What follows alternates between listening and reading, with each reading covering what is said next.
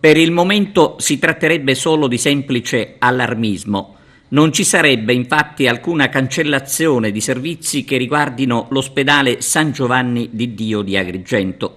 Le voci che si sono susseguite nelle ultime ore di un taglio a importanti servizi come l'oncologia non trovano conferme ufficiali.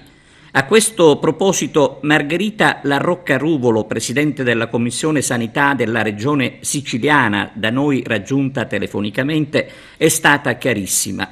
Intanto ci ha detto: non ho ancora preso visione della rete ospedaliera per potermi esprimere.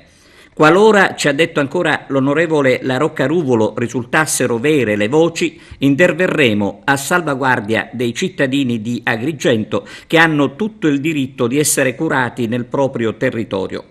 Riguardo in particolare l'oncologia, il presidente della sesta commissione all'ARS ha precisato che il reparto oncologia rimane immutato nelle sue funzioni, che sono quelle del Day Hospital.